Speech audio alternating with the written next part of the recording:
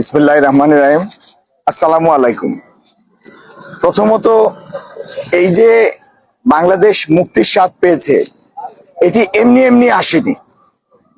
কয়েক শত মানুষ, সম্ভবত সহস্রাধিক লোক, তাদের আত্মত্যাগের বিনিময়ে, চরম আত্মত্যাগ, তাদের প্রাণ বিসর্জনের মাধ্যমে কয়েক শত লোক যারা তাদের দৃষ্টিশক্তি হারিয়েছে, আর কয়েক হাজার লোক যারা শরীরে বুলেট বয়ে বেড়াচ্ছে, এই শত সহস্র আত্মত্যাগের বিনিময়ে আজকে বাংলাদেশের মানুষ স্বস্তির নিঃশ্বাস ফেলতে পারছে।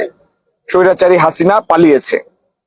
এই যে এত ত্যাগের ফসল, আপনারা লক্ষ্য করবেন, কোন নৈরাজ্য সৃষ্টিকারী, কোন বিশৃঙ্খলা সৃষ্টিকারী, কোন ক্রিমিনাল অপরাধী যেন রাজনৈতিক পরিচয় লেবাস ব্যবহার করে রাজনৈতিক পরিচয়ের আবরণে কোনো ধ্বংসাত্মক হিংসাত্মক কাজ করতে না পারে, কোনো অবৈধ সুবিধা আদায় করতে না পারে।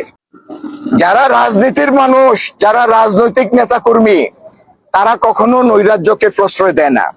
কিন্তু যারা অপরাধী চক্র, তারা রাজনৈতিক পরিচয় ব্যবহার করে, রাজনৈতিক পরিচয়ের আবরণে তারা নিজ স্বার্থ সিদ্ধির প্রচেষ্টা চালায়।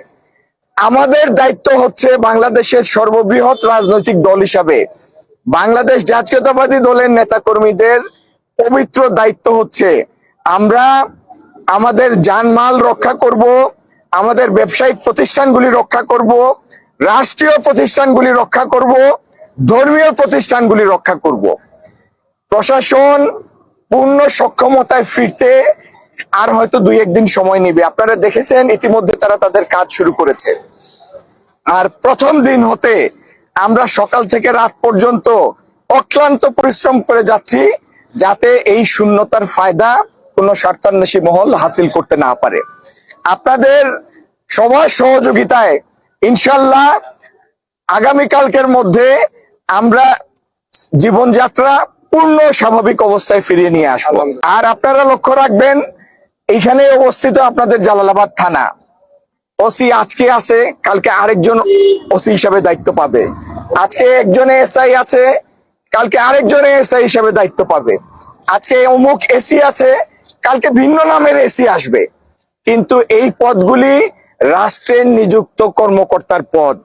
এই পদধারী ব্যক্তিদের এবং এই কার্যালয়গুলি রক্ষার দায়িত্ব আমাদের।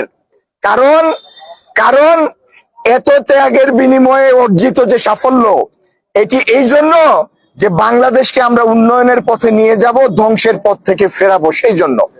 সুতরাং আমরা প্রত্যেকে যার যার অবস্থান থেকে দায়িত্ব পালন করব এবং ইনশাল্লাহ এইবার সফল হওয়ার কোনো বিকল্প নাই। ধন্যবাদ। আসসালামু আলাইকুম।